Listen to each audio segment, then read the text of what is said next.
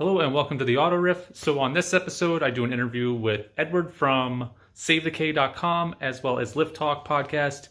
It's a really great talk. We talk about his K car and kind of what steps he went through to import it. It was a really great conversation. Stay tuned. Thanks for listening.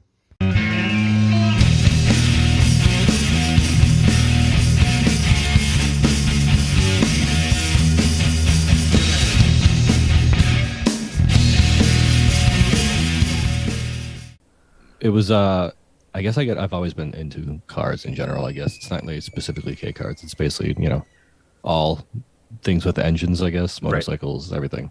But a friend of mine actually had bought one that had already been imported and legalized. I believe it was a 94 Mira, basically the same version of my car, just newer. And I drove it. We have a private track day that we do sometimes, and I drove it there, and it was set up so well that like it was surprisingly faster on a track. It's more like it's a momentum car, but it was actually really fun. It had a front limited slip diff, and it was set up decently by whoever had owned it previously in Japan or whoever.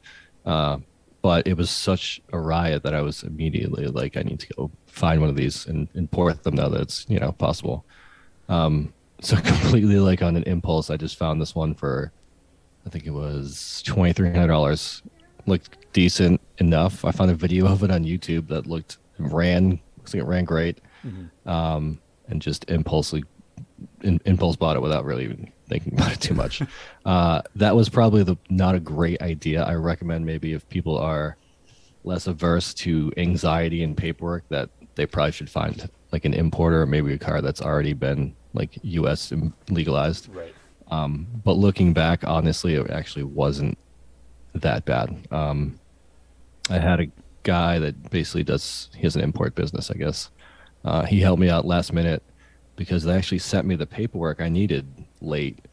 So apparently you're supposed to file paperwork like a day before it gets actually on the ship, but I didn't get the DHL package until after the boat had left Japan. So that was potentially going to like hold things up, but apparently in the end it was smoother than anybody had said it was going to be. So Okay. it worked out in my favor. But that's how basically I get interested, is by driving his car and just basically like I need to get my hands on one of these things. It's small, it's fun, it's got pretty good amount of space, it's relatively quick because it weighs like 1,400 pounds. Right. I mean they're limited to like 64 horsepower, but they don't really care how you get it there. So this one was. His was a 4-cylinder. It was a later model, I believe, with a 4-cylinder turbo, but it was still a 659cc motor. The one I got is a 3-cylinder turbo with basically the same power, but I think a different torque curve because of the larger piston, since it's 3-cylinder versus 4-cylinder. His definitely, I think, feels faster, though. It makes more boost. But yeah, they're a riot of a car. If you ever find somebody up, I think you said you're in Canada, right? Yeah, I'm in Canada. If you ever can find somebody up there, like you need to take one for a ride. If you're into any kind of cars, it's so fun. I was looking up Jeeps actually, and so I live 5 minutes from Quebec, but I'm in Ontario. Nice, Quebec. Yeah, and just over there, so that little pickup truck that you have on your background there was a white one. It was a Suzuki. I can't remember, Suzuki something. I want to say Swift. Almost like a Suzuki Carry, maybe. Yeah, that's it. Yeah. And I saw it, and I was like, oh, that looks like a K car, and I click on it, it's like 660cc engine. I'm like, oh, it is. Yes. He had it listed for $12,000, and I'm like, it can't be $12,000. Like, oh wow, yeah, it can't. Well, I mean, I guess even with the USD conversion, it's probably still that's a lot still, unless it was like mint, No, it said farm truck. So, so you saw when you're like, oh my god, this thing is great. Well, so I actually the first time I saw them was, I don't know if you watch Donut Media on YouTube. Yes. Donut is good stuff, yeah. So James Pumphrey or whatever did one on the AutoZam AZ1. Yes, those are amazing little cars. And he sat in one and he was talking about it and everything. I'm like, that is awesome. And like then I started to remember, right, when I played Gran Turismo as a kid, that there were like the Honda Beats and the Suzuki Cappuccinos in there, and I never thought about, because it's a video game, you don't think about how small that car must be. That's just the beginner slow car you have to drive to get to the next level. Exactly. It's the Mira is one of those cars. We have like PlayStation videos of like recordings of it. It's kind of funny. Yeah, you're exactly right. They're so tiny. The Beat the was it the ABCs, the Yeah, AutoZam AZ1, the Beat, and the the cappuccino. Cappuccino. Yeah. The Cappuccino, I think, actually might be the best. I kind of wish I'd waited and found one of those because the layout, the engine is front to back. It's Yeah. a turbo, and you could actually make about 120 horse in those things apparently, which is basically a small S2000 at that point with torque. Just because of the size, and I was like, oh, maybe I should have held out for one of those. But the hatchback I think is definitely preferable for like space. Like you could actually fit like a duffel bag in the back of it.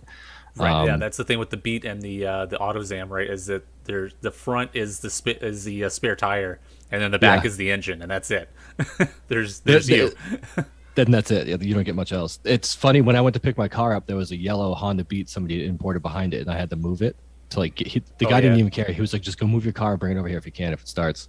So I got in the Beat and moved it, and it was like, oh, this is such a cool like. Even I drove it 5 feet, but it was Right. cool to sit in one, and like it really enveloped you, like you said, like it's tiny, you know. Right. That's my one concern is I'm 6'2". Is like how big would I be in that car, right? I think honestly, I was around. I'm 6 and 175, 78, Yeah. and it was the Beat was a little tight still. You know what I mean? Like it was Yeah. doable, but I think you might have been pushing that. I think you Right. know.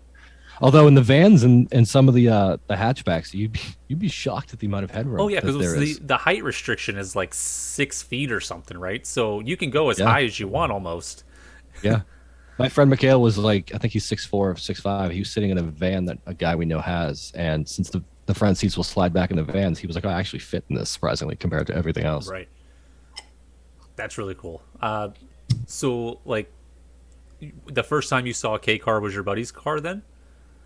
Oh, that was the first time I've seen it basically in person. I think Okay. I've seen a couple of the farm trucks from afar, but never really up close. Never get to drive them. He also has that blue truck behind me that says Honda Hmm. Acti.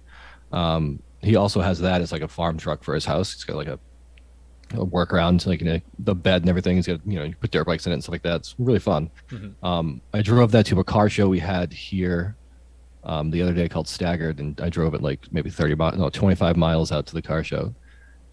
It was surprisingly good on the road. Like outside of like some of the bumps were pretty bad. Like there was, I think there's an issue with the front suspension, but that was geared so well that even though it wasn't a turbo, it had enough. You could drive it on back roads, no problem.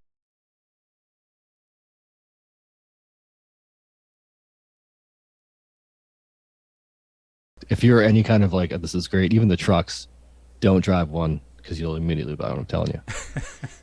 I think it would be really so I have a Ram 1500 right now with a Hemi in it, Okay. and I just think it would be really cool to have in my driveway have that Ram and then have a K car parked next to it because you could almost fit the K car in the back Oh, of the Ram. they're absolutely massive. My friend that drove me to New Jersey to pick it up had a Tacoma, and even that thing dwarfed this thing. Yeah, and that's I kind of comparing it. Like my wife was asking me about the K cars because the last episode I did was just kind of on a little bit of K car history, and Yeah. I told her so. My mother in law used to have it's a Pontiac G3 here, but it was a Chevy Aveo, and I was explaining to her, I'm like Yes. that car is actually too big. It's 20 inches too long to be a K car. It's incredible that like people can't really fathom how small these things are until you see them. Like it does kind of look like a golf cart in some aspects. Right. It fits like horizontally where most cars, say like a street parking, you could probably fit it sideways compared to everybody parking, against the street, and it would still not really stick out that much. So what's the kind of tuner crowd like for those cars? I mean, like how like you were saying, this cappuccino you can get like 120 horsepower out of. Yeah, so I think getting some parts is going to be it's a little difficult. I don't know how Canada is with importation, but parts can be kind of a pain to get. However, there is a decent aftermarket for these out of Japan. You can get like, I mean, the engines I think are mostly rudimentary because they're mostly pre 1996, pre OBD2 OBD2 cars. Hmm. And you need like standalone fuel controllers and like wideband sensors to basically really get anything out of them. You can run manual boost controllers. You can get, I've seen downpipes and exhaust intakes. You can get a lot of stuff. I mean, you're going to pay for shipping, but there's a lot of stuff actually you can add to these little cars. I don't really know how far I'm going to take mine. No, my history, I might hopefully not go too far with it. I basically want to pick up like a manual boost controller, and maybe crank it up a couple of psi, and like that's probably it. Maybe an Right. intake just for the noise because it's not going to do much. You should see how ridiculously small these filters are. It's like a sponge. Uh, So yeah. do you Um, daily drive it? oh no, the winter up here is kind of they wreck these things. Okay. Yeah. So I'm not going to daily. I'm not trying to try not to daily it. I have a Subaru Legacy, just a sedan, the 2015 Yeah. Legacy sedan that I daily. Nice. And it'll be like a secondary car or a show car or something like that once Right. I get it painted. So is the Mira is front wheel drive? You said. This one is front wheel drive. There is a version that is, I think they call it the R4. That's all wheel drive with a viscous center diff and I believe four wheel steering. Some of them came with actually fairly like that's pretty high tech stuff for a 94, 95, 96 car. Like at the time, like a turboed, all wheel drive, all wheel steering. It had a sunroof and power windows, and I mean they were packed little cars. So there was definitely an all wheel drive version. They definitely made a little less power like to the wheels, I believe, just due to the drivetrain loss.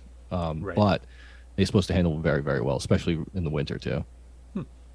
I have seen a few videos because I don't know. I don't know about for you, but naturally for me, my mind went to because there's a guy down the street that owns a Hayabusa, and I thought, Yes. could you put a Hayabusa motor in there? And I've seen a few conversions where people did it on YouTube, and it's pretty awesome because a Hayabusa Yeah. motor's I want to say a couple hundred horsepower, or can Yeah. be at Have you? least. I mean, have you ridden street bikes?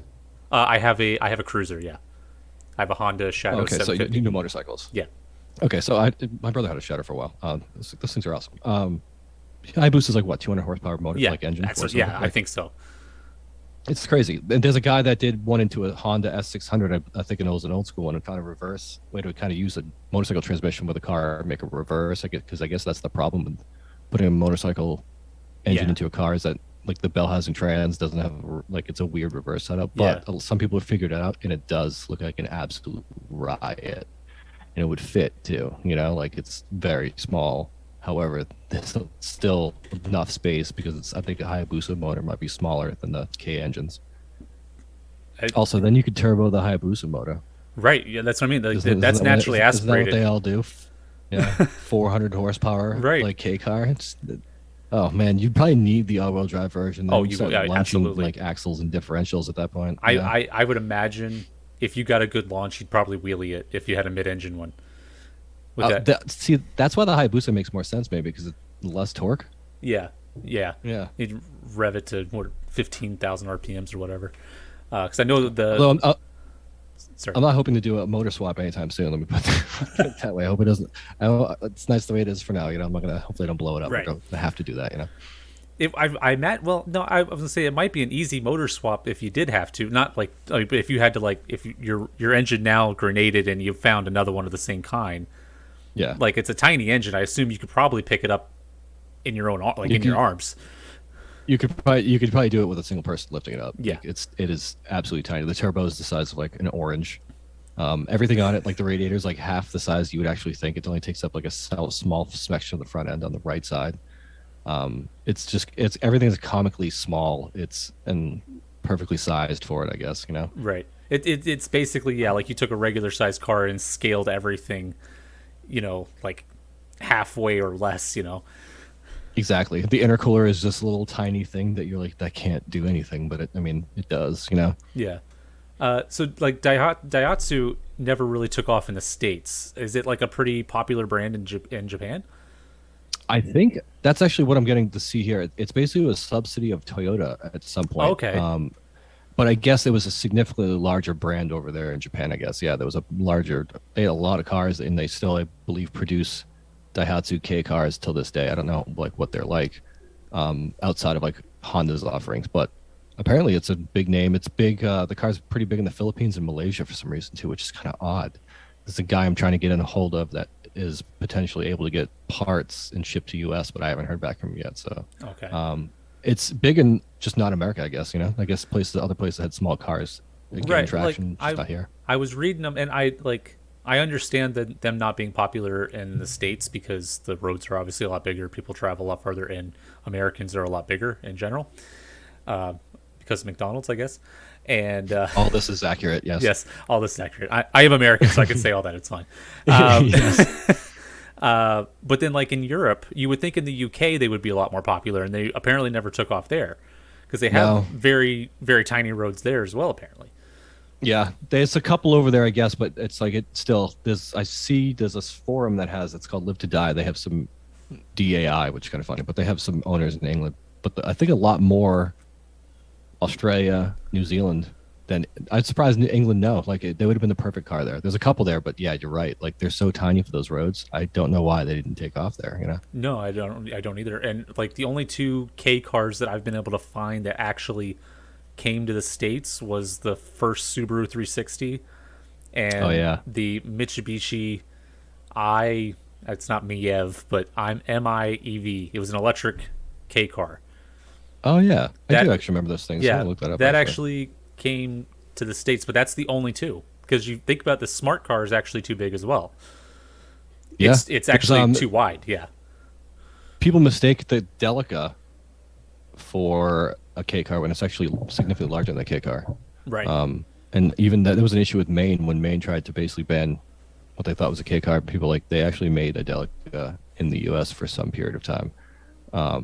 It was kind of weird. Nobody did the research there, but even those are still not considered K cars because they're too large. Yeah. right. Yeah, I think that's probably the smallest, and the smallest car what on the market is what the Cooper, the BMW. Mini Cooper maybe, Yeah. or the Smart Fortwo, Yeah. probably Okay. the Yeah. two smallest ones in the states. And this, think of the size of a Miata, right? So a Miata weighs like 24 pounds. This weighs 1,000 pounds less than a Right, Miata. yeah, and the Miata is considered to be an ultra lightweight car. Yeah. So tell me about your website and just savethek.com. Like, so what? Why'd you start it? What's the goal? This was a friend of mine is in Rhode Island, and I guess they had sent out letters to Rhode Island K registrations saying that, well, we're going to start. We've requested your plates back. We're going to revoke registrations if you don't, comply and do this. And he was like, "Are you kidding me? I've had these for a while now. Why are you just retroactively trying to ban these things?" And we have like a group chat where we talk about it, and I was like, "Oh, let's whip up a quick website as like a joke, like Right. it takes a couple of minutes. It's pretty quick. These like you can just get something decently up there." And I was like, "Oh, I'm just going to buy this domain then." Or he had the domain, I think it was. So I'm like, build the site, linked it up, and it became kind of like more than a joke. We started making stickers and found out ways to make T-shirts. And we use this as some sort of like congregation point where we could give information and maybe attract people to this, like eyes to this cause. I'm unsure what the status is. I don't know if it's worked. I mean, I think maybe to an extent because I think they were issued a stay where you don't have to return them, but they didn't make a push for like they didn't say why or want to go further because I think there's potentially issues if they say something that okay now they can then be brought to court and Right. they don't want to say or back themselves kind of in their corner. But so hopefully for now, I mean, I guess it's kind of succeeded in what we were trying to do. We haven't heard back. I guess Jalopnik had run a story about this, and they were trying to get in touch with the RIDMV, and they couldn't get a response back from them or any comments or anything, which is kind of funny. But they just don't want to say anything of what they were trying to do. Like we don't know what happened. Apparently, there was a rumor that a business had tried to import 10 and register them as fleet delivery vehicles, and like Okay. that just was not cool with somebody, and that kind of like started all this. But there's been multiple people that have gotten in touch with us, like from not only Rhode Island but different states, saying that they've had similar experiences. So at that point, it's like, okay, let's leave this up and keep it going because, I mean, Massachusetts allows this for now, but I don't want this happening here. Or it's like spreading somehow. It'd be nice to have a precedent set so like Right. there's no issues going forward for everybody. But so basically, that's the point of it is to kind of get awareness out that way. We have merch because everybody does, right? So we have Right. stuff in the t-shirts and stickers and stuff, and that goes towards like we're considering getting billboards on the highway, like for like a month or something, and just like putting some memes up there about like with that website. So it's all going to basically fund stuff like that. We're printing stickers and buying shirts and basically like getting, just kind of using this to in some way fight back. Like we haven't had to hire a lawyer yet, but if that comes to it, hopefully we can get something, use this for some of that. The margins aren't big. I was shocked, but Yeah, hopefully we can get like the goal is to get like a billboard maybe somewhere and do something like that. That would be awesome. And it's also nice because you could just get the design T-shirts and wear them, just buy them yourself. Some all our friends bought them. And it's just kind of hilarious as a joke now that we all wear the stuff that we made. You know. How much did the K car end up costing you total with having bought it and then importing? Let's see. It was 23.24 initial price, and $1,000 was prepaid. They were like, we want $1,000 basically straight up to ship this. So that's 33.24. I believe it was $800 in customs fees, so 4,100. Another $800 to a guy that helped me out, basically work through all this because he knew a broker. He was a broker, I believe, and so 49.24. So just under $5,000. I'm probably gonna spend another $100 to register. I haven't titled it yet actually because I just haven't got to the RMV. I paid 120 for insurance. I believe the insurance was like $28 a month, which is pretty good. So basically, just over $5,000 for this altogether. That's everything. not bad. Yeah, right. Like it's. I mean, the car is going to need some work. There's some body rust starting that's going to have to be taken care of like fairly quickly because it's not through the paint. It's not bad yet, but I mean I'll have to probably put another 2 or 3K into it in parts and labor and stuff. But I mean that's still better than like I've seen them going for like 10, 15 now somewhere around there for something decent. It's got 123,000, so it's got like 78,000 miles on it. Yeah, that's not bad at all. So it's pretty low, That's not even stock. man. It doesn't look really beaten on. It's pretty clean. Like it's hopefully it'll last. But yeah, it's about half what I thought I'd pay from the States for it. Right. How hard was it to insure? Because like, is it just you just went through your normal insurance agency there, or? That was kind of an issue. My normal insurance agency couldn't find it in their computer, and they were basically like, "We're sorry, we can't insure you for this. Like, we can't. Right. Maybe you could find somebody else." And I was like, I've heard that Haggerty and another company had offered stuff like this. Friends of mine that are big into cars. A lot of people have fancy collect cars or weekend cars, and they were like, "Oh, check out Haggerty." So they were like, "Oh, absolutely. Give us pictures. Give us the description. We'll look up. We'll do a declared upon value, which is awesome. They get like a salvage option where it allows you to get the car back even if they're in event of an accident and a payout. So they'll pay you out the full policy and then you get the car back as well.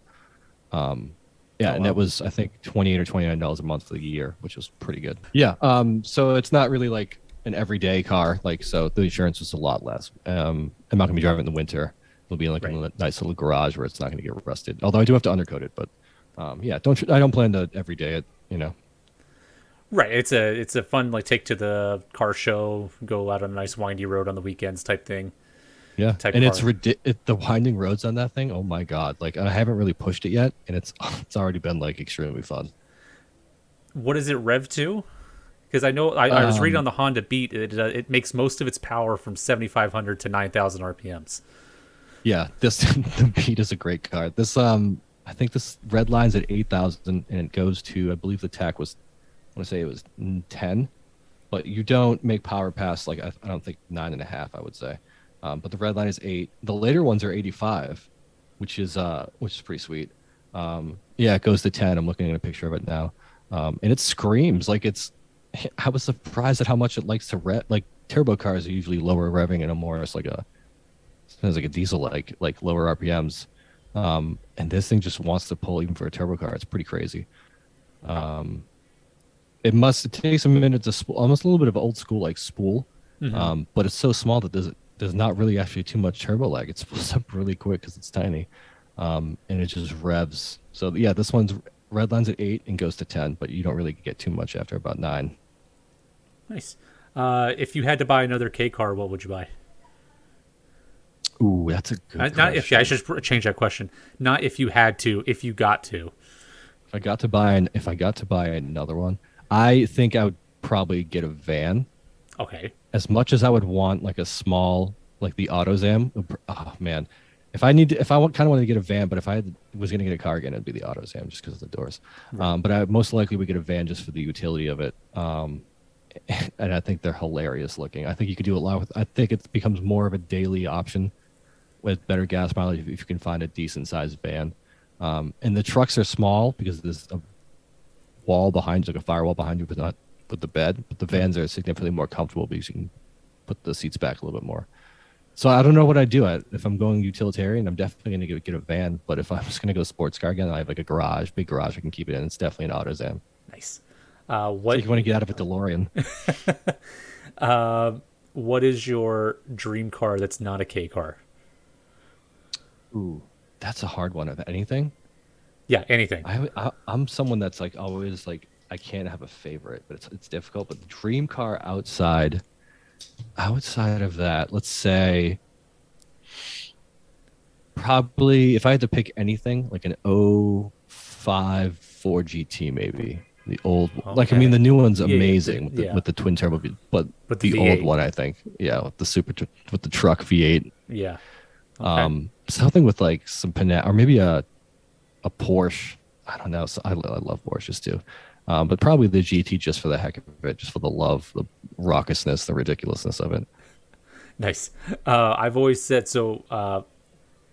Okay, well, I'll ask you this, and I'll tell you my answer after.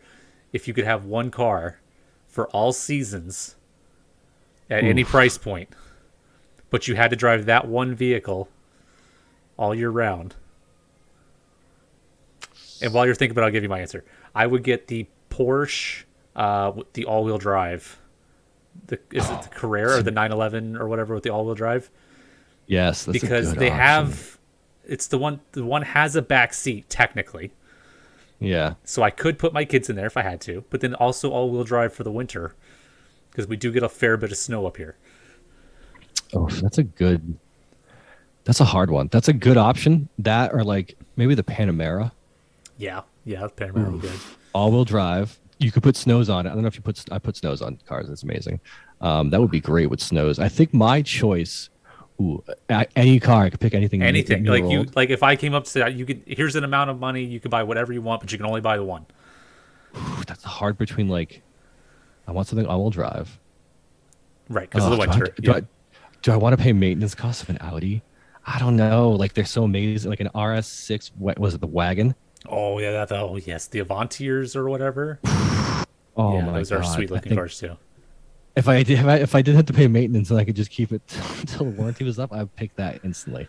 I think wagons are the most underappreciated body style. Absolutely, or like even a shooting brake is nice, but the wagons are so. I had a Subaru Legacy GT wagon like a couple years ago, and I love that car. I miss it. Like I miss the Dodge Magnum. Oh yeah, there was an SRT version of that too, wasn't there? Yeah, SRT that would have been Magnum. a fun car.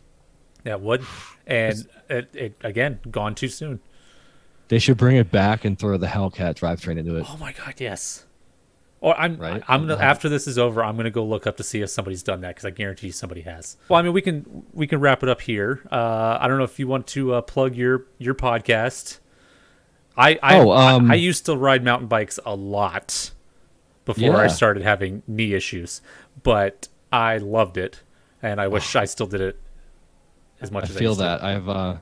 I just got hurt like with an enduro race, and my wrists, everything's screwed up for a little bit, so I haven't. But yeah, get a gravel bike, get it back out there and just rolling around a little bit. I have one. It's just like I actually wrecked it and broke my ribs. Sorry about your knee, by the way. Yeah, no, it's okay. It is what it is. I actually broke one of my ribs the last time I rode. It was last summer, not this summer, last summer.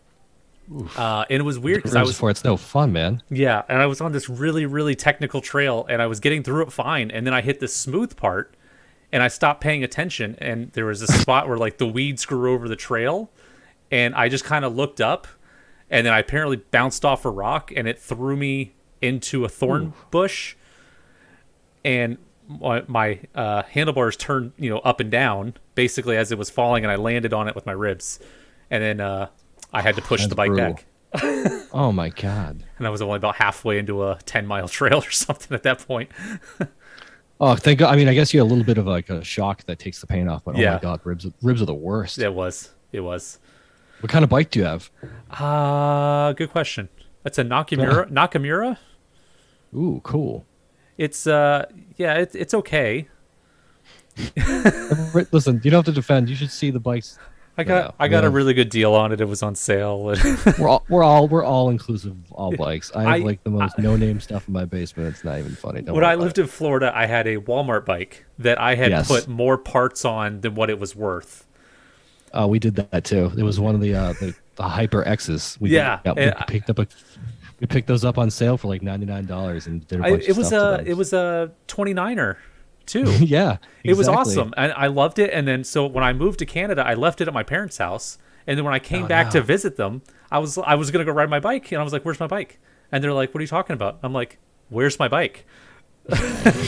And they're like, "Oh, yeah, we sold that. I don't know." And I'm like, "Y'all threw away my bike." They're never gonna use this anymore. They just tossed it. I'm like, "What the heck?" Those things were sweet. They were 29ers. There was my friend did one with he went like full crazy fork on it, and I went the opposite and did a road bike, gravel bike thing out of it. It really, I don't know how much you guys talk about this, the difference in disciplines between mountain biking and road biking. Yes. They're like, there's actually a lot of crossover now too, though. You'd be surprised, like cyclocross, right? And gravel is really starting to blur the lines because the tech, I mean, you have different tires and maybe different specific drivetrains, but like a lot of it is carryover, and there's really starting to be a lot of blurred lines. You know, it's crazy, but like you said, there is still like, I know guys that only mountain bike. I know guys that only road bike. And when there is not crossover, it's completely alien to either one to get them out on like the first time on a road ride or the first time on like a downhill section for a roadie. But I mean, people are into bikes generally, all disciplines. And like you get them out there doing anything on a bike and they're probably going to have a good time. You know, it might not be their ideal time, but I think a lot of people that like bikes are like just into all of it. You know, they could be. That was so like when I was mountain biking a lot, it was nothing for me to go do 22 miles of trail riding, right? Exactly. But then I'd go on a road and you do 5 miles on the road. But I think the difference being that when you're on a road, it's continuous pedaling. And when you're on a trail, you have a lot of downhill sections where your body can kind of recover for a second and then burst again to the next hill. You know what I mean? It's absolutely true. That and the variation provides some sort of breakup. Like we did 100 and something mile ride, and it was a mental grind sometimes when it's just like miles of the same thing, even though like there was off-road sections. But I mean, like you said, like there's no break from it, and you're like, oh god, I just want the recovery pedal, you know? Right. I need a downhill section to stop. I need to take a breather, you know? Yeah. So, yeah, man, if you get a chance, check it out. We just had our first episode in like 6 months last night we recorded. It's called Lift Talk Podcast. Anybody's on the bikes wants to check it out. It's decent. I think we all have a pretty good pulse. There's 3 of us that are kind of varying degrees of bikes. I'm more of like the mountain and downhill guys, but they fill in like all the blanks in knowledge. They're like bike mechanics. So, yeah, I appreciate that. If you want to listen, or if anybody wants to listen, it's Lift Talk Podcast or at Lift Talk Podcast on Instagram. And yeah, thanks again. And for everyone else out there, go see Lift Talk on is it available on basically every podcast app? Yeah, you can get Apple Podcasts, iTunes Podcasts, Spotify. It's on all of them. Even like Podcast Addict and stuff like that, you can find it. Just search for Lift Talk. And sorry, let me clear something up. The name, it was people were like, oh, it's not downhill or focused. And I'm like, yeah. So it was basically on the chat on the way up to the lift. So it's not actually straight, but you know, the natural conversation that would happen there is everyone's bored in the lift. So that's where it came from. We get a little flack for people not understanding that. Well, thanks again for coming on. We got off topic there at the end. Yeah, no, that's cool. Clint, thank you very much, man. It was nice to meet you. If you have any more questions, feel free, reach out. Awesome. Man. Thank you. Thanks again for listening to the Auto Riff. Be sure to follow us on Instagram, Twitter, or Facebook, or you can email us at theautoriff@gmail.com. Without you, the listener, I'd just be a crazy person talking about cars to myself. I appreciate the support and the conversations with my listeners that this provides. Until next time, everyone drive safe and have a great week.